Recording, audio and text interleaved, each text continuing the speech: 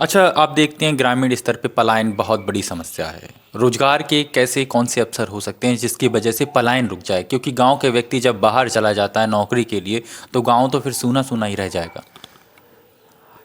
ये तो है कि रोज़गार की बहुत ज़्यादा, रोज़मर्रा की बहुत ज़्यादा समस्याएं हैं। अब गांव का बेस, सबसे पहले मैं जानता हूँ कि गांव स्तर पे जो शिक्षा का विषय है, मैं कहता हूँ जब शिक्षा गांव-गांव जाएगी तो रोज़गार का विषय नहीं रहेगा, तो ना बाहर जाने की ज़रूरत पड़ेगी, अपना बिजनेस कर सकता है कोई भी व्यक्ति। आजकल बहुत प्रधानमंत्री जी के द्वारा काफ़ी अच्छे स्तर का रोज़गार चल रहा है। मैं जानता हूँ अगर शिक्षित रहेंगे तो रोज़गार की समस्या कम हो सकती है। अच्छा, किसानों की आय कैसे बढ़े, इस पे क्या राय है आपकी? किसानों की आय को लेकर, किसानों की आय जैसे कि खाद पानी को लेकर बहुत सी समस्या हैं लोगों को। जैसे हमारे एरिया में है एक खाद का स्टोर है, उस पर काफ़ी मैंने देखा है काफ़ी लंबी लाइनें लगती हैं। उसको लेकर मैं ये चाहता हूँ कि कभी इस इस स्टोर पे, कभी उस स्टोर पे काफ़ी भटकना पड़ता है किसानों को लेके। तो मैं ये चाहता हूँ कि उस स्तर को और बढ़ा दिया जाए, जैसे कि खाद पानी वहाँ पे डबल कर दी। खाद स्टोर पे जब ज़्यादा स्टोर में रहेगी तो किसान को कहीं दूर नहीं जाना पड़ेगा, उसे आसानी से किसान को खाद मिल सकेगा, जिससे अपनी किसान अपने खेत में लगाएगा भरपूर मात्रा में। जब उसका अनाज पैदा होगा तो आय का भरपूर विषय अधिक रहेगा। अच्छा, आपकी पार्टी सत्ता में नहीं है जी। तो आप प्रशासन से कैसे तालमेल मिलाएंगे फिर? हम अम्बेडकरवादी हैं, हम तो अम्बेडकर की राह पे चलते हैं, हम संविधान को साथ में लेके चलते हैं। हमारी पार्टी सत्ता में ज़रूर नहीं है, मगर कहीं भी अगर कुछ ऐसा वैसा या कुछ किसी के साथ होता है तो हम ज़रूर वहाँ पहुँचते हैं। सत्ता में नहीं है तो क्या है, हम तो संविधान वाले हैं, संविधान को लेकर साथ में चलते हैं और संविधान से ही लड़ाई लड़ने का प्रयास करते हैं। और हम अभी नहीं है, 2027 में सत्ता में आएंगे और चंद्रशेखर भैया हमारे मुख्यमंत्री बनेंगे। अच्छा, एक आखिरी सवाल है कि जनता आपको क्यों चुने?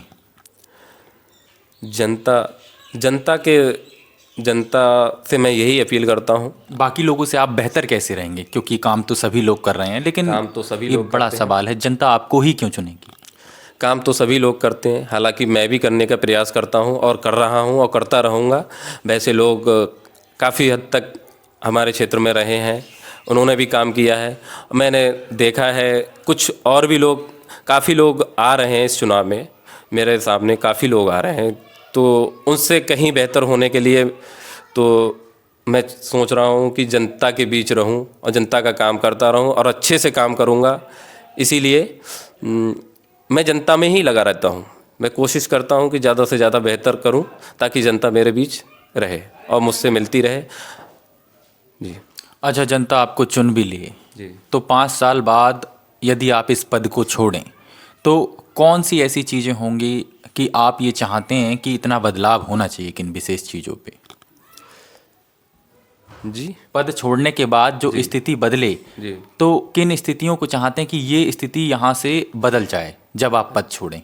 जब मैं ये पद छोड़ूं, कौन से मैं बदलाव चाहते हैं? मैं चाहता हूं कि हमारे एरिया में जो लोकल सड़कें हैं, लिंक रोड हैं, वो अच्छे करने के बाद मैं अच्छा कर दूं, फिर उनको दूसरा अगर कोई आता है मेरी जगह तो वो उसको ज़्यादा करने की ज़रूरत ना पड़े, ताकि 5 साल में तो ये नहीं, लिंक रोड एक साथ नहीं टूट जाते।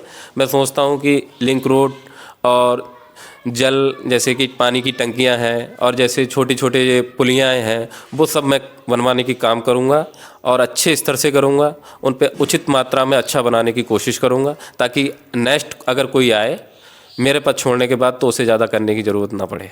अच्छा, दाहिला दस्तक को लेकर के क्या कुछ कहना चाहेंगे जनता से? हाँ, अच्छा, द अहिल्या दस्तर एक बड़ा चैनल है और काफ़ी हद तक अच्छी मात्रा में उभर रहा है, बहुत ही।